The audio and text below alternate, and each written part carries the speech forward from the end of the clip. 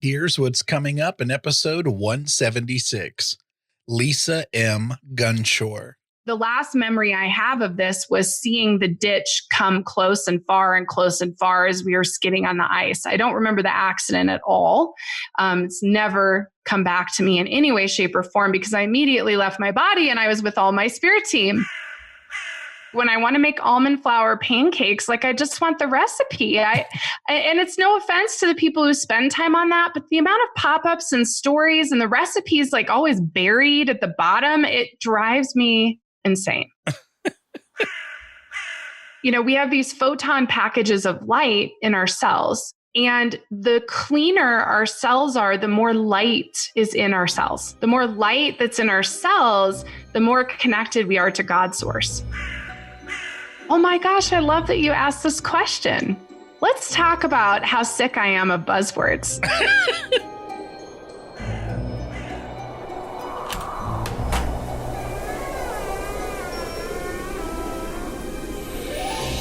Welcome to the Big Seance podcast. I'm Patrick Keller of BigSeance.com, and this is a place for an open discussion on all things paranormal, but specifically topics like ghosts and hauntings, paranormal research, spirit communication, psychics and mediums, and life after death.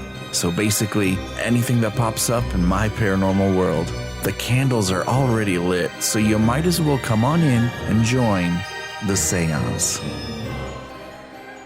It is Thanksgiving week here in the U.S., and even though it's been a hell of a ride this year, you probably have much to be thankful for. Well, something I know I am thankful for is the fabulous group of Paranerd listeners who support this passion of mine and allow me to bring episodes like this to you.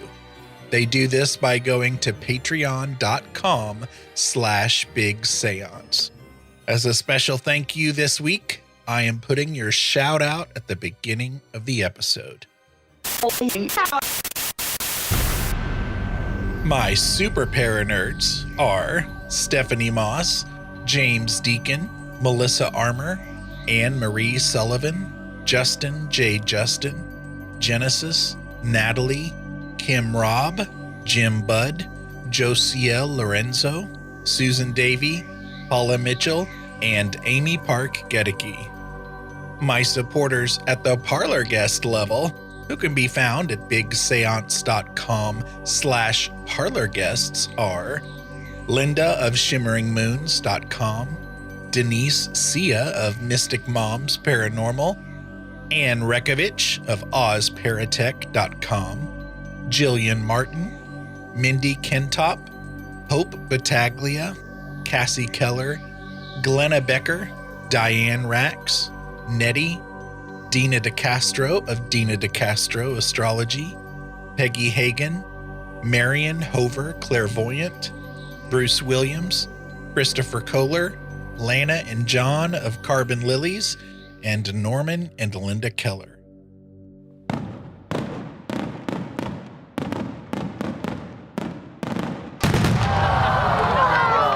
That sound you just heard was the above and beyond. There's not even a category for your level of support fireworks display, because I have 4 awesome listeners who support the show at the $10 level. Steve Skinner, Kevin Gilbert, AJ Meredith, and James Wilfong. Thanks for giving me a reason to light fireworks each episode. Well, thank you for coming to the parlor today. Pour your tea, because here's my guest, Lisa M. Gunshore.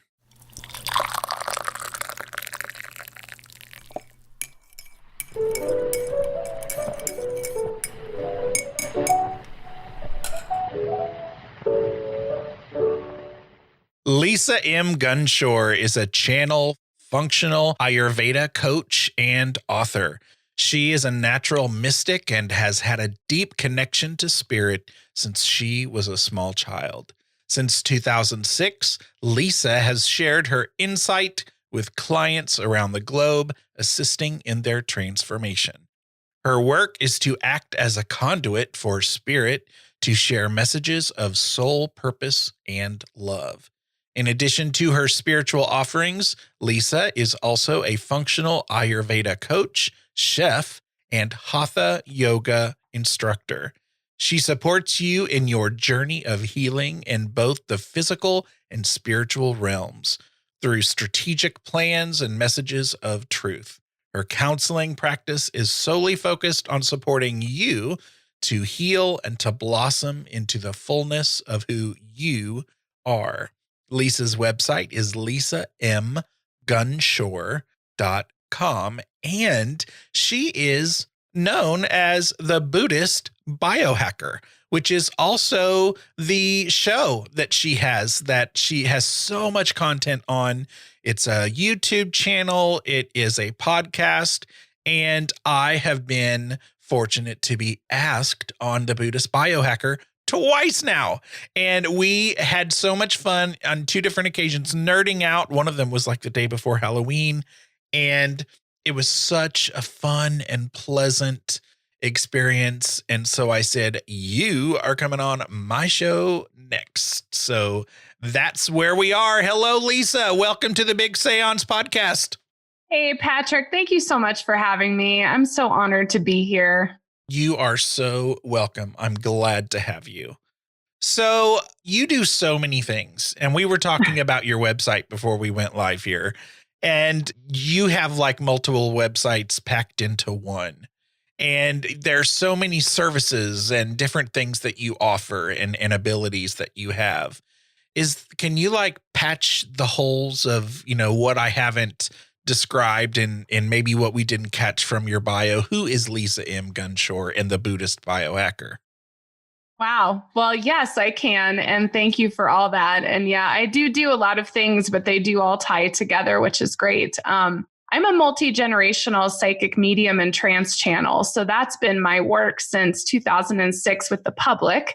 Although, like we've talked about before, it's been part of my reality since I was born. I really can't remember a time I wasn't communicating with the spirit world. And that journey has taken me through a series of educational things, I think, that really brought me to all of these different things I do. So when I graduated high school, I went to culinary school. I love food and cooking and wanted to become a chef. And that didn't so much happened, really. I went to school for it. I was good at it and I loved it. But I ended up really focusing onto my spiritual work and stepping into my psychic gifts and really working with the public in that way. But what's interesting is I had a health crisis in 2011. And that's sort of what happens when you're doing spiritual work, I think, whether it's a near-death experience or a health crisis or some kind of traumatic something usually occurs that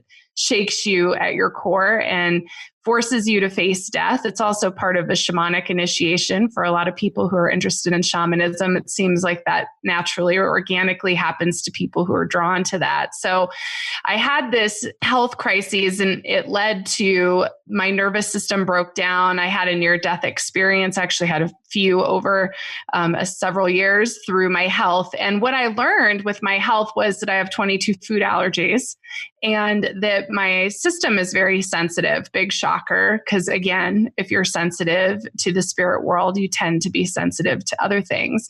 And so this led me on a journey to heal myself. And in healing myself, I did lose 100 pounds, which is kind of amazing. So I look completely different than I did.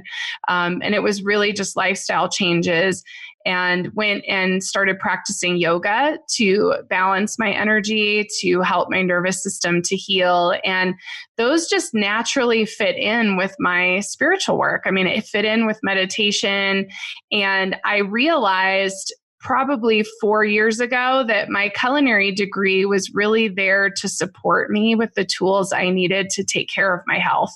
And so now it all works together. You know, I'm a medical intuitive. I'm able to see what's going on in the body, but I also have been studying the science behind the body and biology and anatomy and really understanding the energy bodies as well as the physical bodies.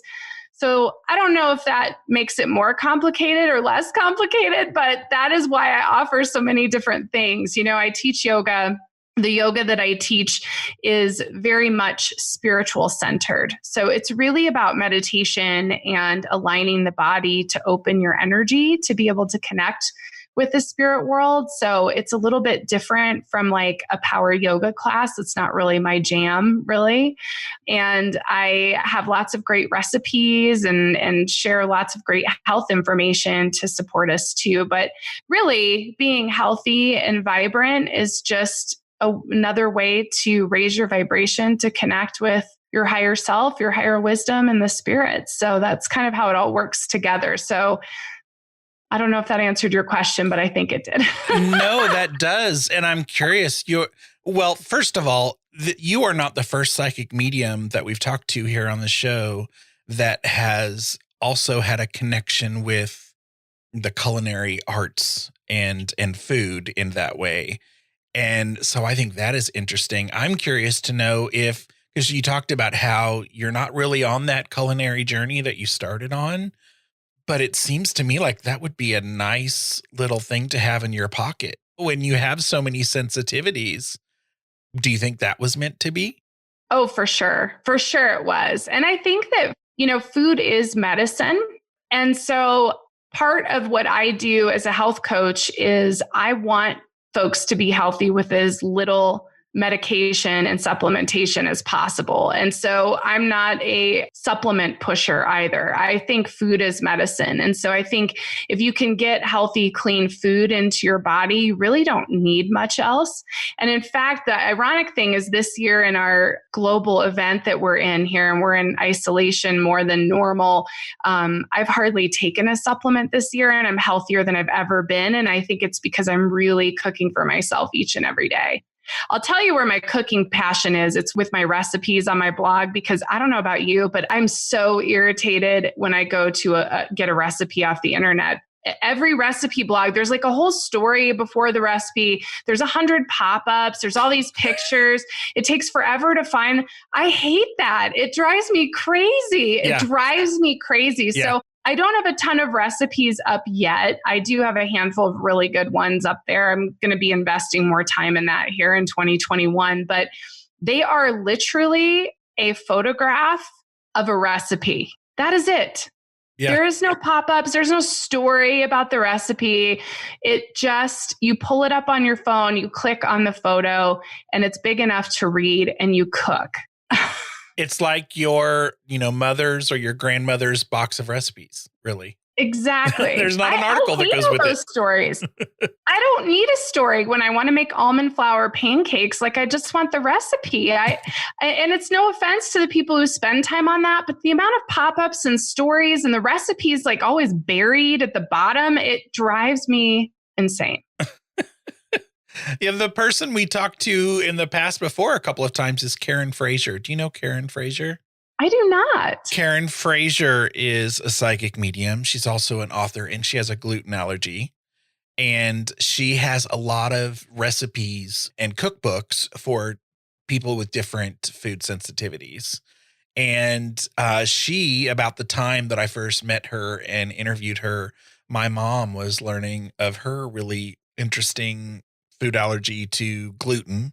Mm-hmm. And I was able to connect her with my mom, and she helped my mom a lot when she was figuring that stuff out. So that is just so interesting that we've got another culinary arts food discussion here, which is kind of cool.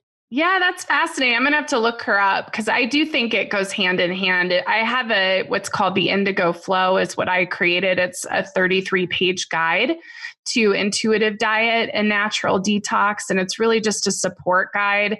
And it's free for anyone who goes to my website. They can just download it. It's actually totally free, but it's all about raising your vibration. So the more that you can take care of your body with clean food and a clean environment too, and strong spiritual practices. So meditation, contemplation, journaling, self-inquiry, those kinds of things, the higher your vibration is. And really all that means is that you're happier, you have more vitality. My doctor is Dr. Jill Carnahan. She's incredible and really, really incredible and has a huge platform. So you can easily find her if you look her up. But she had a sign in her office that I'll never forget, Patrick. Her sign, it had these it was like a rainbow scale.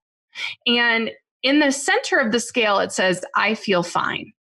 And underneath that, it was like, I don't feel well, I feel sick, and above it, it was like, I feel great, I feel amazing. And then at the very top was, I live in vitality. And that really stuck out to me because it really pinpointed that we often are just fine, but we're not living vitally.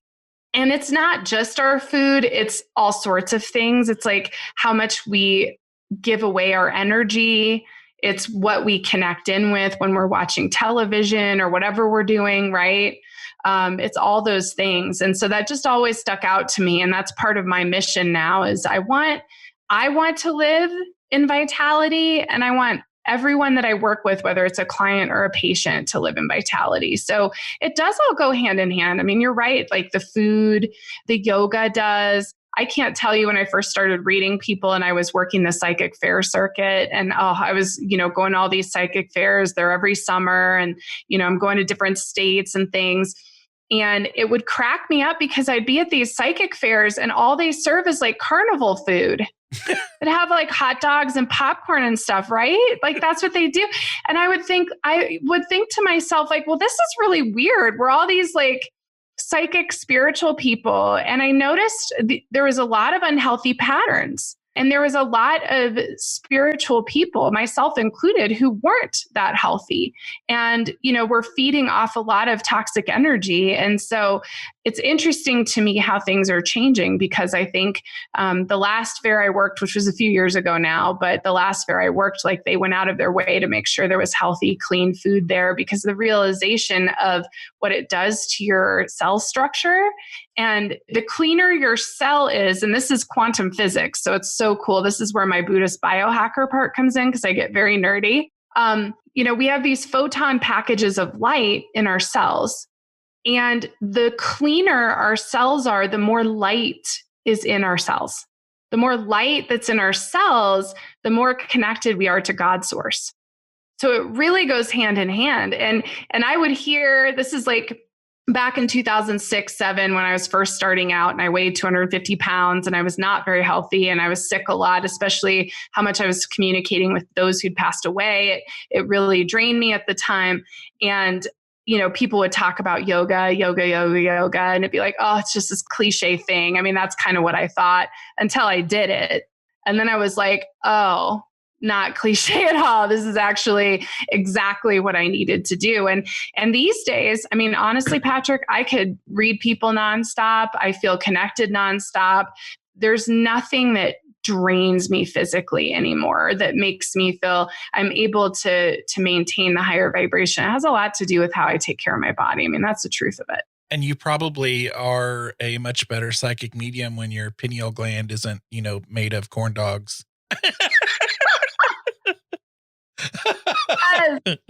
Yes. Our poor endocrine system, you bring up a good point. Our endocrine system is just bombarded by toxic chemicals in our environment. Like, don't even get me started on that because I do functional testing. I'm a Great Plains clinician, so I do functional testing, but then I treat it naturally instead of synthetically. But there's so many toxins in our environment, microplastics and a lot of flame retardants on our furniture and our clothing and things. And it's just terrible. And so our endocrine system is just jammed up. And I think that's why a lot of folks feel like they have a hard time connecting. We all are psychic. Everyone can do it. We all have muscles, but we're not all triathletes, right? So it depends on what you want to focus on and what your journey is and what your mission is. But everyone has a pineal gland, to your point. And if it's clear, yes, the accuracy. And it used to be I had to throw my cards, like I had to look at my tarot cards. And now it's like I just know the answer. It's a very different thing than it was 15 years ago. Yeah. You would have a whole blank canvas and a huge project if you were working with me. I'll just tell you that. So what is, you have dropped this several times in conversations with me, and it's on your website. And I can honestly tell you, I have no clue what it is. What is 1111D? Oh my gosh, I love that you asked this question.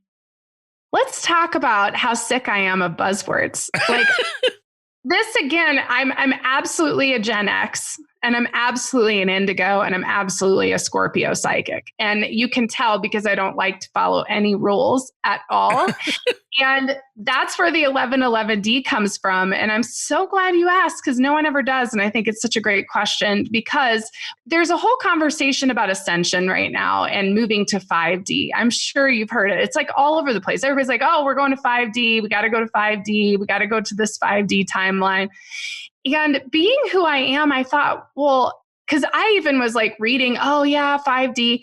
And then probably March of this year, I thought, well, what the heck is 5D? I mean, I'm a psychic. I don't even know what we're talking about. Like, I'm going to go look this up. So I actually did a presentation, it's on YouTube, about string theory and the 11 dimensions, because I was like, we don't even know what we're talking about, right? Like, what's 3D versus 5D, and how can we move to 5D? And so I looked up what these different dimensions are. So of course, 3D is your space, height, width, depth kind of thing. And then 4D really is adding the time component to it. And if you get into quantum physics, there's no time. It's spiral time, not linear time. And that's very much what I see when I go into any kind of trance or meditation, is the spiral time piece. Everything's really happening at once. So I could nerd out about that forever. So I did this presentation about what the 11 dimensions were. And in string theory, there's 11 dimensions. In super string theory, there's actually 13 or even 33. And scientists continue to think bigger and bigger. So who knows how many dimensions there really are. The concept of 5D is you're moving out of time. You can actually affect the past and the future with your present time. That's what 5D ultimately is, but that's sort of like literally what shamans have been doing for hundreds of years. So it's actually, that's not really what's going on. So 1111D, what happened was I did this presentation, and when I was building the PowerPoint, I did actually build a PowerPoint about the 11 dimensions. I did in fact do this. And when I was building the PowerPoint, I was like, well, screw 5D. Like, I don't care about 5D. Like, why wouldn't we go to 11D? Because when you look at 11 dimensions, this is what I feel is being experienced when you pass away. This is what I've seen in every vision, conversation, and connection with someone who's died, which is there is no time. Anything is possible. You can go anywhere. You can do anything. You can create anything. There is no spoon, right? Like, that is what they're experiencing. And when you look at ancient shamanic traditions like soul retrieval, what they're doing is they are impacting 7 generations forward and 7 generations backward by retrieving soul fragments and bringing them back into the present moment.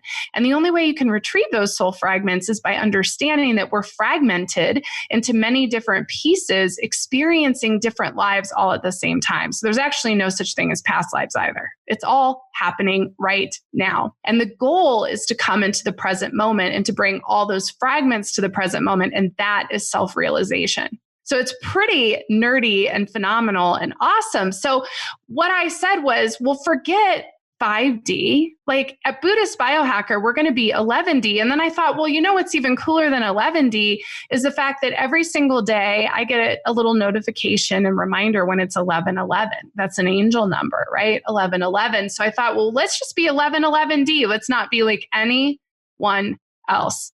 And that is what that is and what it means. And so you can actually find, I did a whole series on 1111D. So if you go to my YouTube channel, there's the original presentation on 11D and what that is. And then I have one about spiral time versus linear time, where we actually talk about what this is all about, and how the human time construct is actually not what is being experienced by us, by our planet, and by those who've passed away.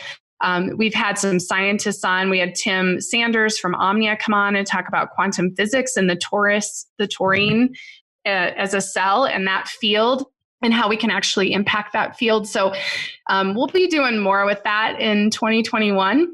But that's what 1111D is. It's essentially me not wanting to follow any rules. You saw spirits and clearly had abilities from the time you were a child before your NDEs. How has your ability to connect with spirit been enhanced, or has it been enhanced with the NDEs? Oh, wow. That's an interesting question. I would say that my NDEs, so I had my first near-death experience was at 12 years old. I was in a car accident. The car hit a patch of ice. I was with my mom and my brother. We were in a Ram Charger, one of those big SUVs. This would have been like 1990, I think, 89 or 90.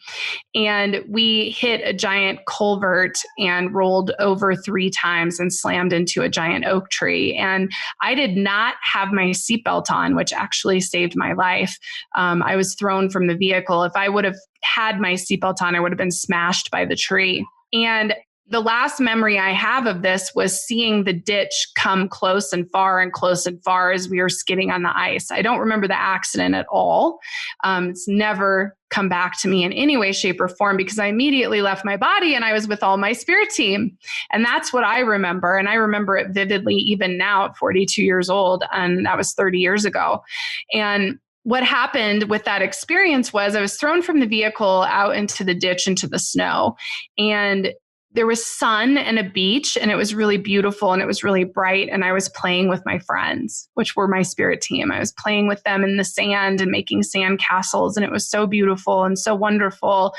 And then all of a sudden I woke up and it was very cold and my face was in the snow. And I remember having to take my glasses off. I had glasses on and they were packed with snow and they were also cracked. And so I took them off and I looked out, and I was laying down and I looked out and I saw the Ram Charger was upside down, and I saw my mom hanging upside down in the Ram Charger. And I was like, oh my God, like what just happened?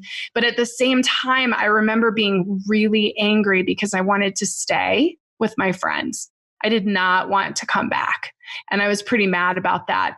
And from there, my experiences with those who'd passed really didn't change. They were pretty much the same.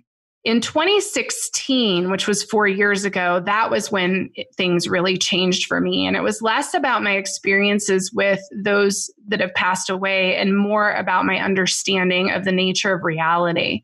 I actually wrote about that experience in 2016 in my book, Enlightenment Pie. And so that experience, I knew I was going to die. I saw the angel of death standing next to me and I was very scared, and I decided not to be afraid. And so I took a deep breath and I just relaxed into it. And the minute that I did, I heard this voice that said, well, what if I live? What happens if I live? And suddenly I felt very empowered. I felt like, well, if I live, I'm going to do all of these things that I said I was going to do. I'm going to do this and this and this. I just had this like list in my head, and I fell asleep and I woke up the next morning and I was in fact alive. I was still very unwell, but I was alive. And I remember looking around my room, and it was, Patrick, it was really weird. It was like I was in the house of someone who passed away and I was just looking at their stuff. So even though I was looking at my Buddhist altar in my bedroom, and I had pictures from Paris that I took with my mom, even though those were my things, they no longer felt like they were my things. I was no longer attached to them in any way, shape, or form. And I knew that things had definitely changed for me, and that I was on a different trajectory in my life. And I was. I mean, I got well. It took me about 3 months, but I got well. You weren't in the hospital? No, you know what? The hospital didn't know what to do with me. They thought I had MS. That was the symptoms that I had. And they did an MRI in my brain. Thank goodness. It was very healthy. So they had kind of written me off. And what had happened was I was exposed to toxic black mold, which does attack your nervous system. I had lost my ability to walk. I had peripheral neuropathy in about 85% of my body. I couldn't feel my skin. I was having twitching in my nervous system. My hand was curled up. My hair fell out, so on and so forth. It was really, really horrifying, actually. But I survived it. I got well all naturally. I went through a mold detox protocol and cleared out my system. And I met my husband. I met the love of my life. I reopened my psychic work. I'd always done psychic readings. It was kind of like on the side. I did it full time for many years, back 2006 to like 2010. And then I sort of just went on my own journey. We have to heal ourselves. And so after that happened in 2016, it was like, okay, like this is the time. And even Buddhist Biohacker, everything I'm doing now, even talking to you, this is all due to that experience in 2016, where it was like, it is time to do my work. It was like, when I woke up, it was like, I no longer can wait to do what I came here to do on this planet. Like, I have to do this now, and there's no way I can do anything else. And so everything's changed since then. So my ability to speak with those who've passed, or my psychic abilities, have never really changed from an NDE, because I really, I had this psychic tell me once, and this is not an egotistical bragging thing. It's just what she said. She said to me, "You were born awake and you've never really fallen asleep." And it really is true. Like, I really have just always seen and felt these things. And the near-death experiences that I've had, and I've had about four of them. With those 4 experiences throughout my life, those were really like a slap out of my ego. It was not about all of a sudden I could channel angels. It was more like, you need to do what you came here to do, and you need to get out of your own way. And if you're not going to listen to us, then we are going to hold you down physically and make you pay attention. That's really what it was. It was almost like you going back to get reprimanded. Yeah, totally. Wow. Oh, totally. Yeah. Wow. And to lose the ability to walk. I mean, I was stuck in bed. I couldn't move my body. It was really awful. There were points where I laughed in that bed, and I'm not kidding. Even though I was scared and worried I would never walk again, I laid in bed like laughing every once in a while, because I was like, you guys are literally pinning me to the earth, forcing me to deal with my shit. I don't know if I can say that, but I just did. You're going to get a bleep, but I love that you said it. Say whatever you got to say. So I don't know why I'm hung up on this, but I'm going back to the accident for the first NDE. Did your family survive? Yes. Okay. So this is pretty wild. My mom had her seatbelt on. My brother and I did not. And all 3 of us were saved by our situation. So it's a great debate as to whether or not it matters if we have a seatbelt on, or if it's just really what's divinely guided. But yes, my mom broke her collarbone from the seatbelt. She lost her vision during the accident. She hit her head just in that spot where your vision is, on the roll bar. But she heard the whole thing, all the crunching and us flying out of the car. My little brother and I both flew out of the car. He burned his face because he landed on top of the car, which was the bottom, because it was upside down, and laid on the exhaust pipe. So he burned his face from that, which you would never know at all. I broke my ankle. I have scars. I had stitches in my chin from flying out the window, and broke my ankle. And I had stitches in my leg also. So I had quite a few cuts. But yes, all 3 of us survived. And I don't know, my little brother's never said much about anything that he felt or recalled or anything. Again, my mom was conscious the whole time. So it was really me that had this experience where I was literally someplace else. And it was very disorienting when I came back, actually, at first. Like, it's one of those things. I'm actually a fainter too. So I've fainted 4 or 5 times in my life, which is another weird, kind of exiting the body experience. And anytime I've had any kind of these unconscious moments, when you come back, it's incredibly disorienting. It is very weird. It's like you're not quite sure. You're like looking through a fishbowl and wondering what you're doing back here. So apparently I've either tried to leave many times, or like you said, I think it's more like they need to pull me into the locker room to give me a talking to, and then I have to come back in the game kind of thing. I honestly cannot believe that I almost just like cruised by this whole NDE thing. I mean, I think I knew you had NDEs, but I had all these other questions. And that and part of me wants to say, sometimes when I hear really cool stories from people, like, oh my God, I can't wait to read your book. But then you do have books. Do you cover all this stuff in there too? Yeah. So here's the thing. I have a book, Enlightenment Pie, P-I-E, and it's pretty amazing because I started writing this book to share my story about mold and my health journey, which is what the book is about. But Enlightenment Pie really ended up being about food addiction and changing my health and really releasing a lot of energy around my weight and my health. So the experiences I talk about in here are really the health crises I experienced and those near-death experiences.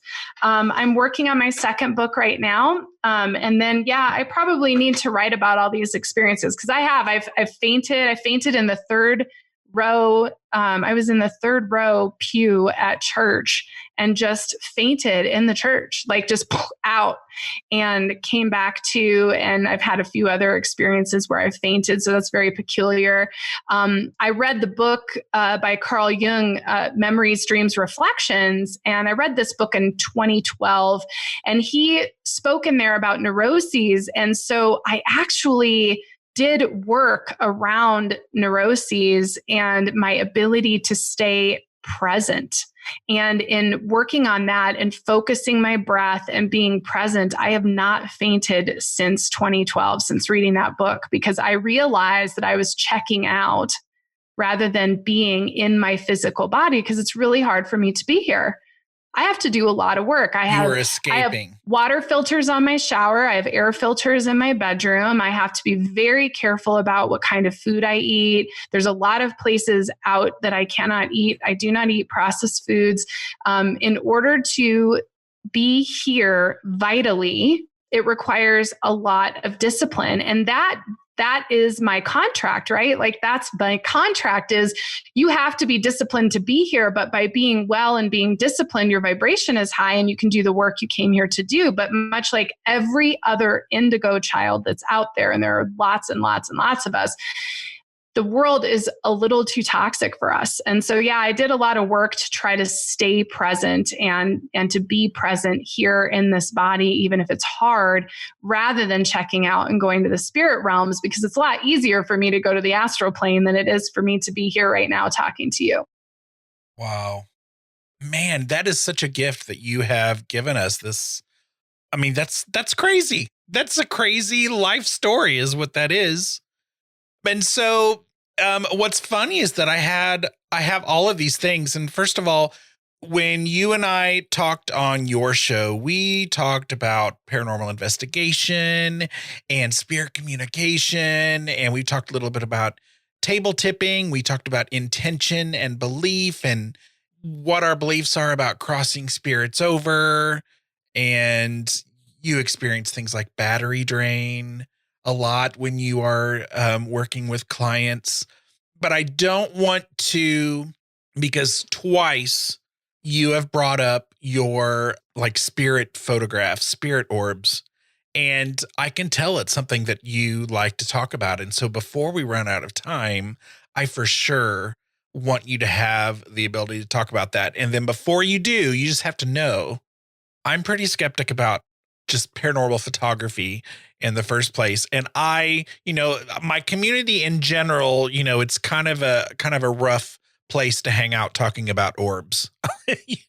There's a lot of people that are for or against orbs. You might as well with politics and everything these days, but I'm open mind here, and I want to know about all of your spirit photos.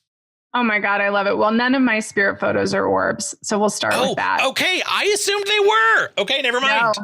No, they are not. And I'm with you on the orbs. So I get a lot of people that send me messages with pictures of orbs. Oh, look at this orb, look at that orb. And it's tricky because some of those orbs are in fact orbs, and I can read the energy and see that someone is there, but sometimes they are simply not orbs. And so you really do have to be cautious about what you see in a photograph. And what I do with any kind of spirit photography as far as reading it, so reading the photography, because here's the other thing, there's aura photography. How many times have you had that done at a psychic fair? And there's a lot of skepticism around that as well. I actually met these people who did it all with this computerized program, and they actually were reading the patterns of your energy that was coming off the body. And that was much more fascinating to me because of the science behind it than an actual picture, because, and I'm not saying they're not real. I'm just saying that it's about the reader, and there's often not good readers that are doing the reading. So you have to make sure that whether it's yourself or somebody else, and you're like, oh, I got an orb, or, oh, there's a weird cloud. Oh my God, I'm so sick of seeing these Pleiadian alien clouds. Oh boy, everybody's looking for something somewhere, aren't they? And I want to be clear, it's not that I don't believe that there are Pleiadians. I do, but I don't think that every single weird cloud is an alien spaceship either. So what I'm saying is you must use discernment and your third eye when you're reading photography. So I do have this gift of taking pictures of spirits, and I don't know. It's just me, I guess. But I do take a lot of photographs of places, and it's always not when I expect it. So it's not, if I go on a paranormal investigation and I take photos, I'm never going to get spirit photos. I'm just telling you that right now. If I take a picture of a haunted, abandoned building, I'm never going to get a picture. It's never that. It's always some kind of weird thing where I'm like at a Burger King and I get some sort of spirit picture in the corner. It's like very weird. You know what I mean? Like it's a very weird thing. It's never what you think it is. Never when you're looking for it then. Exactly. But my absolute favorite picture, and I'll have to pull it out for you so you can see it at some point. But my favorite picture is I went to the Black Hills of South Dakota, and I went there because Deadwood is one of my favorite HBO shows. It just is. I love it. I love the raunchiness, and I'm pretty obsessed with the Wild West. So I'm certain I have other lifetimes in the Wild West. So I decided I wanted to go there because I live in Colorado, and it was like only a 7-hour drive. I was like, well, shoot, I'm getting in my car and I'm going. So I did. I went to the Black Hills, and they had in Leadville, there's a train called the 1880s train. And it's the original train that took people back and forth to the different gold mines and the different mining towns. Well, at the time, I had a pretty strong phobia of public transportation, flying, taxis, and that has subsided, by the way, but I just went through this period where I was really freaked out by that. And so it was really weird to get on this train. And my husband at the time, not my current husband, this was ex-husband, he thought this was really weird that I wanted to get on this train too, because he knew my phobia. So he was like, this is really weird that you want to get on this train. And I just had to do it. Well, we got on this train and I fell asleep. Like on this like touristy 1880s train, it was like I was so comfortable.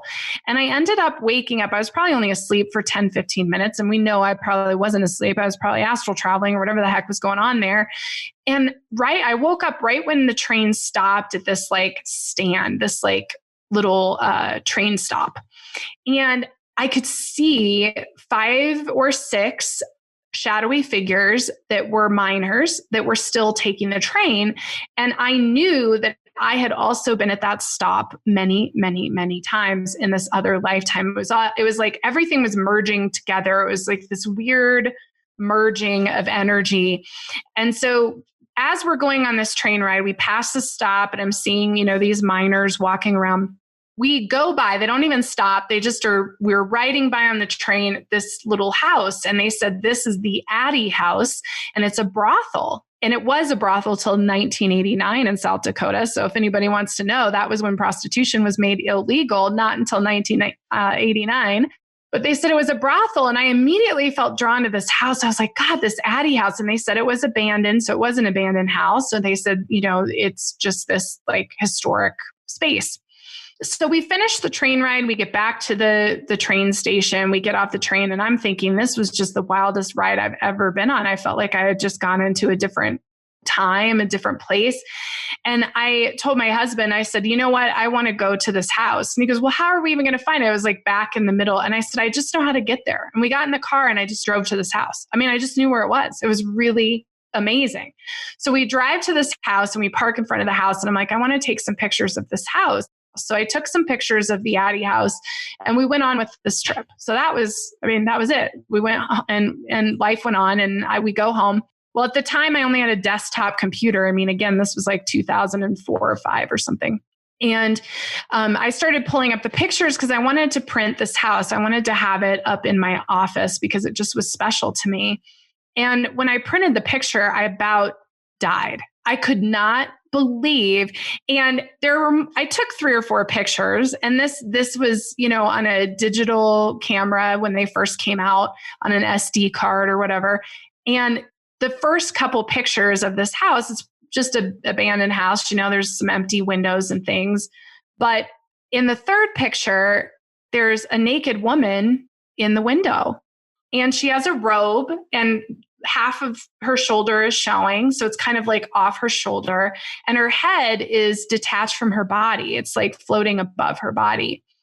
And it's very much as I would see a spirit. So it's not like literally there's a naked woman. It is a see-through figure. It's a whitish color, like a fluid white looking color.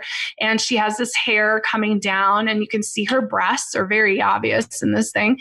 And she's in this window. And I was like, holy cow. There's also some weird entities or something up in the upper windows, but they don't really have a form really. But they look almost like wolves' heads in the window. It's really weird.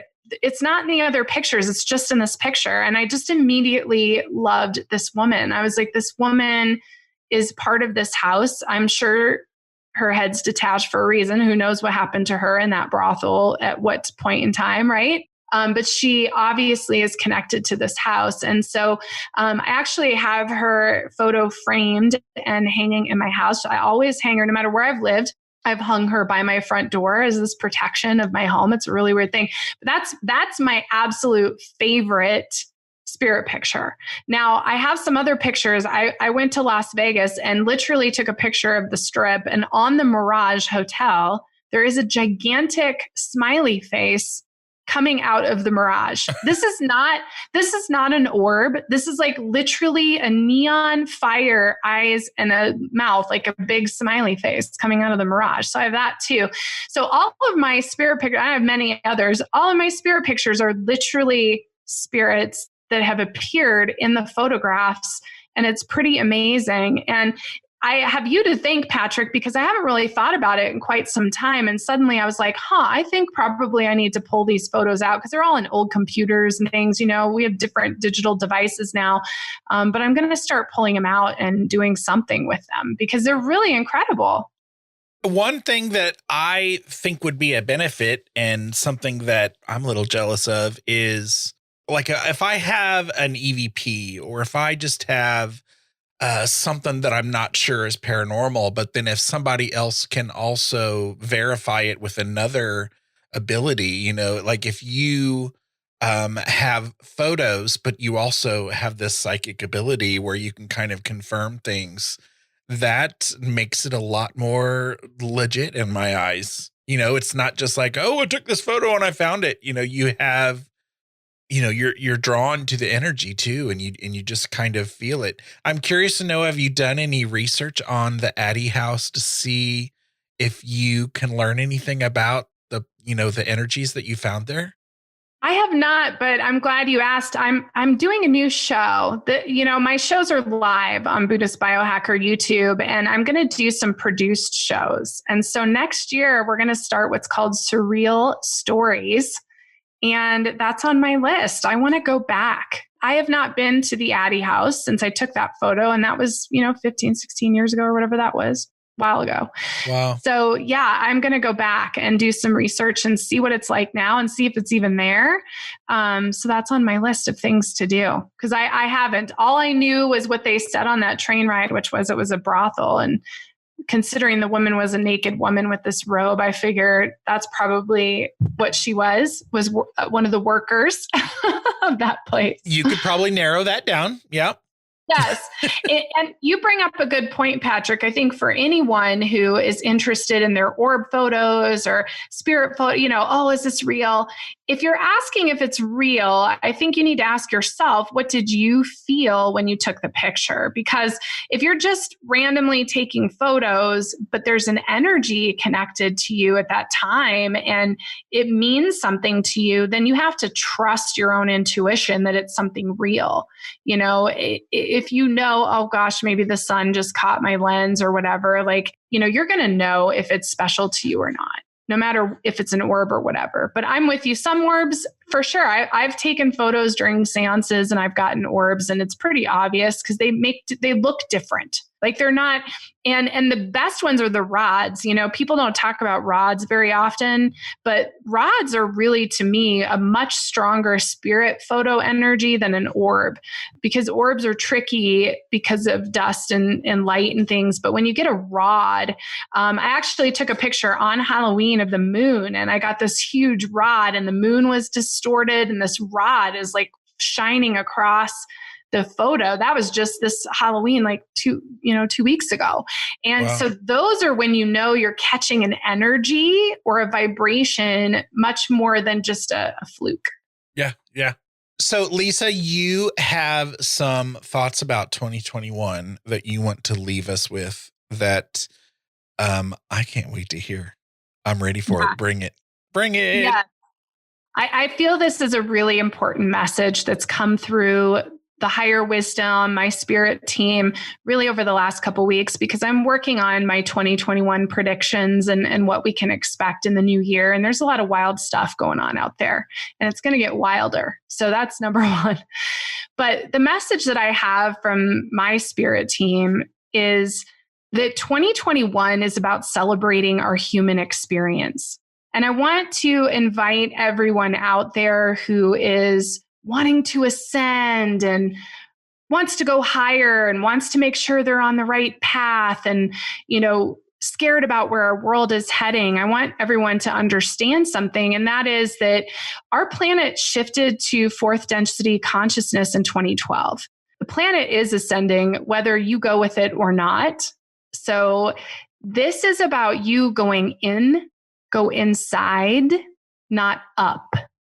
So just remember that as we go into 2021, this is about being human, celebrating that we are having this experience, that we have these bodies to do these things on this planet, and that we have this whole collective of spirits, angels, teachers, gurus, guides that are all here to help us in many, many different dimensions and also here in human form. And, it's tricky because it's easy to get caught up in the narrative, the spiritual narrative, which is we want to go higher and we want to lift ourselves up. And there's a place for that. But I really do want to share that my message and my mission for 2021 is that we're going to celebrate being human.